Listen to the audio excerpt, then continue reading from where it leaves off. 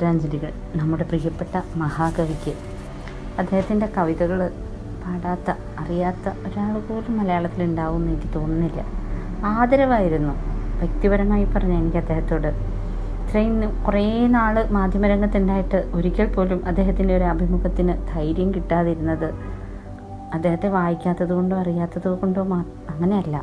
ഇത്രയൊന്നും അല്ല അറിയേണ്ടത്, ഇതിൽ കൂടുതൽ അറിയാനുണ്ട് എന്നുള്ള ബോധ്യം കൊണ്ടായിരുന്നു. അദ്ദേഹത്തിൻ്റെ കവിതകൾ വായിക്കുമ്പോൾ, അദ്ദേഹത്തെക്കുറിച്ചുള്ള ഇൻ്റർവ്യൂകൾ, വാർത്തകൾ വായിക്കുമ്പോൾ കൈ കഴുകി തുടണ്ട അത്രയ്ക്കുള്ള എന്തോ ഒരു വലിയ ആളായിട്ട് അങ്ങനെയാണ് അദ്ദേഹത്തെ എന്നും എനിക്ക് തോന്നിയിട്ടുള്ളത്. അദ്ദേഹത്തിൻ്റെ ഒരു കവിത ഇതിൽ നിന്ന് തന്നെ ഞാൻ പറഞ്ഞു തുടങ്ങട്ടെ. ബാല്യകാല സഖി എന്ന കവിതയാണ്. നിന്നെക്കുറിച്ചിനിയൊന്നു പാടട്ടെ ഞാൻ, നിന്നെക്കുറിച്ചിനിയൊന്നു പാടട്ടെ ഞാൻ, ഉള്ളം തുറന്നിന്നു പാടി ഞാൻ ഓർക്കട്ടെ. നിന്നെ കണ്ടുദിച്ച പുലരികൾ, നിൻവിരൽ തുമ്പത്തുണർന്ന നറുമ്പൂക്കൾ, നിൻമിഴിത്തെല്ലിൽ നിഴലിച്ചു നിന്ന ഞാൻ, എൻ്റെ നിശൂന്യതയിങ്കൽ നിൻ പുഞ്ചിരി, എൻ്റെ മൗഢ്യത്തിൽ ചുണതരും നിൻമൊഴി. അതെ, അദ്ദേഹത്തിൻ്റെ കവിതകൾ നമുക്ക് അങ്ങനെ ഒരു ശുഭാപ്തി വിശ്വാസം, അതേപോലെ തന്നെ ആ വിശ്വസ്നേഹത്തിൽ ഉറച്ചു നിൽക്കുന്ന പ്രസാദാത്മകത, അതെല്ലാം കൂടിയാണ് നമുക്ക് നൽകിയത്. എന്നാൽ അദ്ദേഹമാകട്ടെ ഏറ്റവും ലളിതമായി അദ്ദേഹത്തിൻ്റെ കവിതകളെക്കുറിച്ച് പാടിയത് ഇങ്ങനെയാണ്. വഴികാട്ടിയല്ല ചെറുതുണ മാത്രമെൻ കവിത, പടകൂട്ടുമാർപ്പു വിളിയോ, ഉയർക്കയച്ചുപോം കൊടിയ നൈരാശ്യമോ, പുളകമരഞ്ഞാണിടും രതിയോ, കൊതിയോടു തേടിയണയും പഴയ ചങ്ങാതി, മൊഴിതലിവാൽ പൊറുക്കു എൻ കൈക്കുടന്നയിൽ നിനക്കു തരുവാനുള്ളതെൻ്റെ മെയ്ച്ചൂട് മാത്രം. അദ്ദേഹത്തിൻ്റെ അറിവിൽ നിന്നുയർന്ന ഉതിർന്ന ആ സൂര്യരശ്മികൾ, അത് സത്യത്തിൽ അത്രയൊക്കെ ആവാഹിക്കാനുള്ള കരുത്ത് നമ്മൾ സാധാരണക്കാർക്കുണ്ടോ എന്നതേ സംശയം തോന്നിയിട്ടുള്ളൂ വായനക്കാരി എന്ന നിലയ്ക്ക്. അദ്ദേഹത്തിൻ്റെ കവിതയുടെ വിഷ്ണുലോകം എന്നതിൽ പി ബാലകൃഷ്ണൻ എഴുതിയ ഒരു ലേഖനത്തിൽ നിന്ന് കുറച്ച് കാര്യങ്ങൾ ഞാൻ ഒന്ന് വായിച്ചു കേൾപ്പിക്കട്ടെ. വാമനനായി പിറന്ന് വിക്രമനായി വളർന്ന് മൂവുലകും 2 ചുവടുകൾ കൊണ്ട് കീഴടക്കിയ വിഷ്ണുവിൻ്റെ കഥ പുരാണ പ്രസിദ്ധം. ഇവിടെ ഈ കൊച്ചു കേരളത്തിൽ ജനിച്ചു വളർന്ന മറ്റൊരു വിഷ്ണു ഇതാ ഈരടികൾ കൊണ്ട് മൂവുലകം വ്യാപിച്ചു നിൽക്കുന്നു.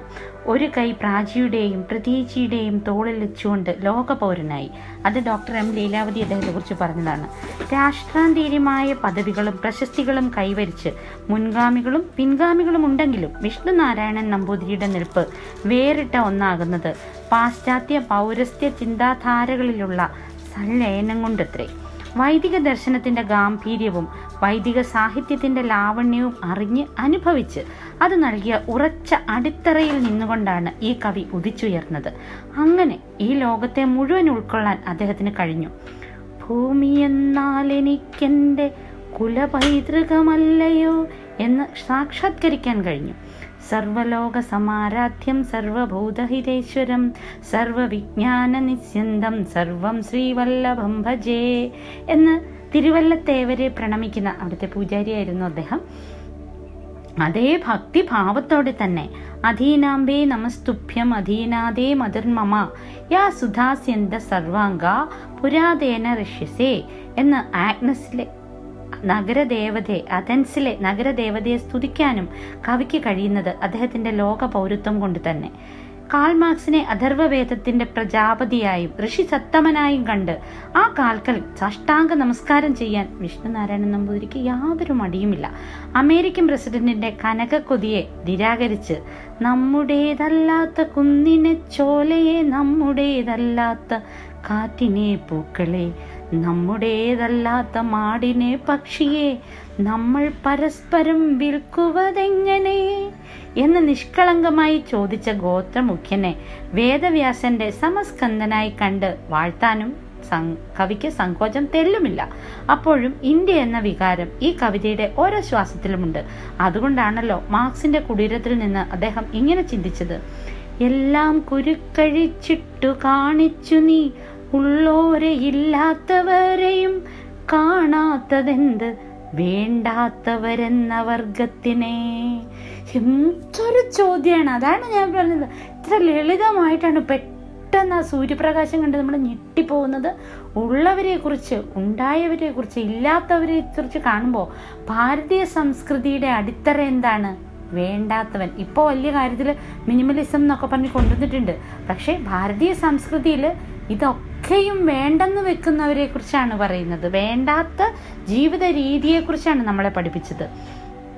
വികസനത്തിന്റെ പേരിൽ വ്യാസന്റെ കാലടി ചുംബിച്ച ലക്ഷ്മീവനവും കാളിദാസന്റെ പ്രിയപ്പെട്ട ദേവപ്രയാഗയും മറ്റും ഉൾപ്പെട്ട ഹിമാലയ പ്രാന്തങ്ങൾക്ക് വന്ന ദുർഗതിയെപ്പറ്റി പേർത്തും വ്യാകുലപ്പെടുന്ന ഇന്ത്യക്കാരനെയും ഈ കൃതിയിൽ കാണാം. അങ്ങനെ ഏറ്റവും മനോഹരമായ ഒരു കുറിപ്പാണത്. അദ്ദേഹത്തിൻ്റെ കവിതകളെക്കുറിച്ച്, അദ്ദേഹത്തിന് മലയാളത്തിൽ നൽകിയ സംഭാവനകളെക്കുറിച്ച് ഒക്കെ മലയാളികൾക്ക് ഇത്രയും പൂജ്യനായ അദ്ദേഹത്തിന് ശുഭരാത്രിയുടെ ആദരാഞ്ജലി.